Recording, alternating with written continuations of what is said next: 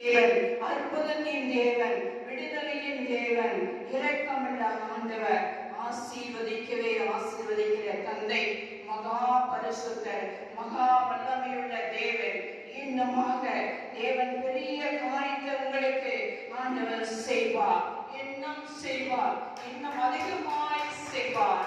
அல்லேலூயா, அல்லேலூயா, அல்லேலூயா.